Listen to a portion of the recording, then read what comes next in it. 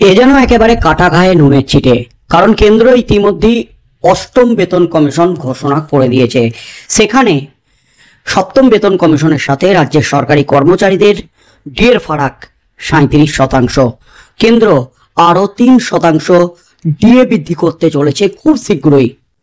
আর তার ফলে কেন্দ্রের সাথে রাজ্যের ডিএর ফারাক হবে 40%। একটা বিরাট অঙ্কের ডিএর ফারাক রাজ্যের সাথে। তার মধ্যে পঞ্চম বেতন কমিশনের ডিএ মামলা চলছে সুপ্রিম কোর্টে। সুপ্রিম কোর্টে মামলাটি উঠতে চলেছে ফাইনাল শুনানির জন্য 26শে আগস্ট।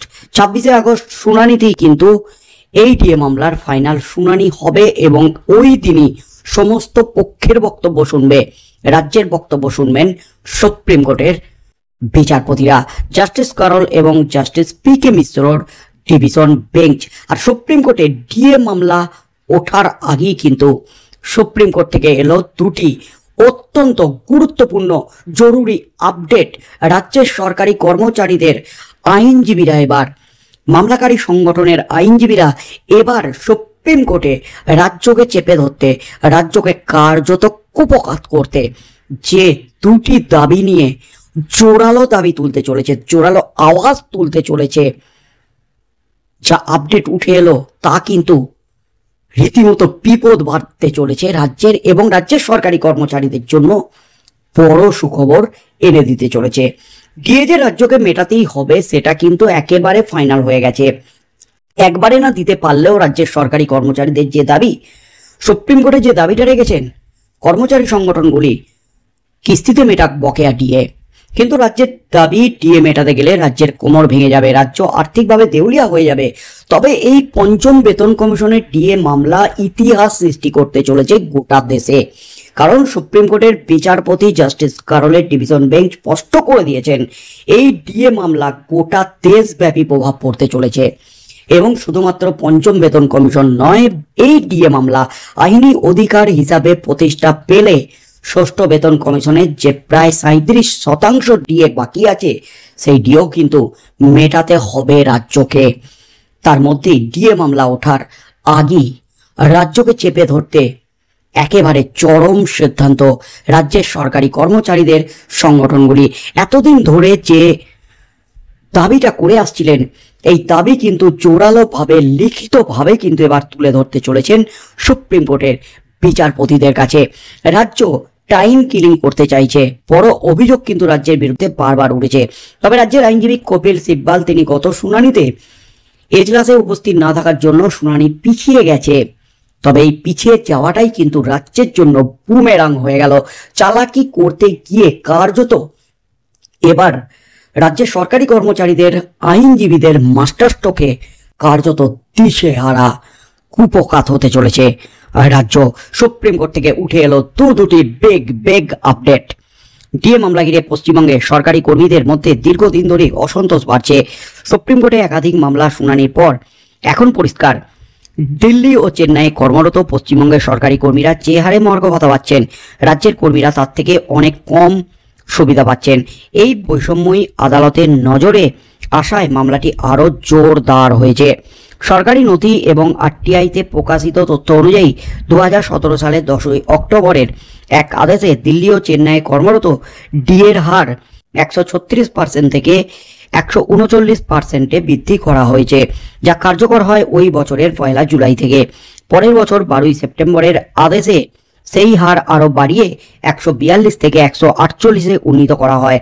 অন্যদিকে একই সময়ে পশ্চিমবঙ্গের কর্মচারীরা ডিএ পান মাত্র 75% এবং 85% এবং 100% হারে। এই বৈষম্য নিয়ে সুপ্রিম কোর্টের তর্ক বিতর্ক চরমে পৌঁছেছে। মামলাকারী পক্ষের আইনজীবী করুণানন্দে যুক্তি দিয়েছেন, ডিএ নির্ধারণের ক্ষেত্রে এআইসিপিআই সূচক অর্থাৎ all India consumer price index মেনে চলা একেবারে সঠিক নিয়ম। তিনি কেরালা সরকারের উদাহরণ তুলে ধরে জানান, সেখানে নিয়মিতভাবে সূচক অনুযায়ী ডিএ দেওয়া হয়।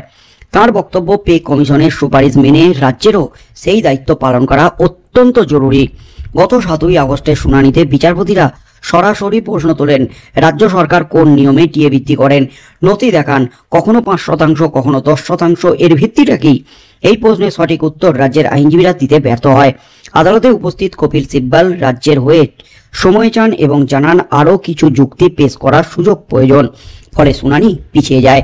তবে এই দফায় মামলাকারী পক্ষের কড়া আপত্তি থাকলেও শেষ পর্যন্ত আদালত 12ই আগস্ট শুনানির দিন ধার্য করেছিল। পরে কপিল সিব্বলের ব্যস্ততায় সেটা পিছিয়ে 26শে আগস্ট হয়। আইনজীবী মহলের মতে রাজ্য সরকার বারবার সময় চেয়ে আসলে মূল সমস্যাটাকে এড়ানোর চেষ্টা করছে, কিন্তু বাস্তবতা হচ্ছে আদালতের পর্যবেক্ষণ স্পষ্ট হয়েছে রাজ্যের হাতে আর কোনো কিছু বিকল্প নেই। কর্মীদের ডিএ নির্ধারণ এআইসিপিআই সুযোগ মেনে নেওয়া ছাড়া কোনো উপায় নেই। সরকারি মহলে এখন গুঞ্জন দুর্গাপুজোর আগেই অর্থাৎ সেপ্টেম্বর মাসের মধ্যে ডিএ বকেয়া মেটাতে হবে রাজ্য সরকারকে। সরকারি কর্মচারীদের আশা বহু প্রতীক্ষিত ন্যায় বিচার এবার বাস্তবায়িত হবে এবং কেন্দ্রীয় নিয়ম অনুযায়ী ডিএ বৃদ্ধির দাবিতে তাদের আন্দোলন ফলপ্রসূ হবে। অর্থাৎ এআইসিপিআই মেনে যাতে তাঁরা ডিএ পান সে ব্যাপারে কিন্তু এবার রাজ্যকে চেপে ধরতে সরকারি কর্মচারীরা লিখিতভাবে ঝাঁপিয়ে পড়লেন একেবারে সুপ্রিম কোর্টে। তার মধ্যে আরও একটা যে বিগ আপডেট আসছে, রাজ্যের সরকারি কর্মচারীদের ইউনিটি ফোরামের আহ্বায়ক দেবপ্রসাদ হালদারের একটি বার্তায়, সম্প্রতি একটি ভিডিও বার্তায় পশ্চিমবঙ্গ সরকারি কর্মচারীদের বকেয়া ভাতা, ডিএ এবং অন্যান্য ভাতা সংক্রান্ত দাবিগুলি আবারও সামনে এসেছে। এই ভিডিওতে তিনি স্পষ্ট করেছেন কেন এবং কিসের ভিত্তিতে সরকারি কর্মচারীরা তাদের অধিকার থেকে বঞ্চিত হচ্ছেন এবং তাদের দাবিগুলি কি কি। ইউনিটি ফোরামের মূল দাবিগুলির অন্যতম হল দুটি ভিন্ন রোপা নিয়মের অধীনে বিপুল পরিমাণ বকেয়া মেটানো। 1 নম্বর হচ্ছে 27 মাসের বকেয়া। ফোরামের দাবি অনুযায়ী 2006 সালের 1 জানুয়ারি থেকে 2008 সালের 31শে এপ্রিল পর্যন্ত মোট 27 মাসের বকেয়া তাদের দেওয়া হয়নি। রোপা 2009-এর অধীনে এই টাকা অন্যায়ভাবে আটকে রাখা হয়েছে বলে তাদের অভিযোগ। দেবপ্রসাদ হালদার জোর দিয়ে বলেছেন যে কোনো সাংবিধানিক সরকার এই টাকা বাজেয়াপ্ত করতে পারে না। লিখিতভাবে কিন্তু এই তথ্য তুলে ধরতে চলেছেন সুপ্রিম কোর্টে। এছাড়াও আরেকটি পয়েন্ট হলো 48 মাসের বকেয়া।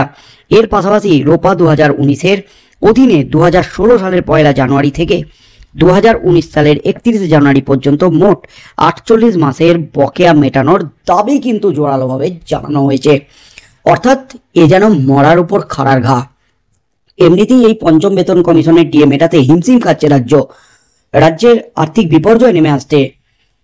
আর তার মাঝেই কিন্তু এবার ষষ্ঠ বেতন কমিশনের রোপা 2019-এর যে বকেয়া 4 বছরের যে 48 মাসের বকেয়া, সেই বকেয়াও মিটিয়ে দেওয়ার জন্য সুপ্রিম কোর্টে আবেদন জানানো হতে চলেছে।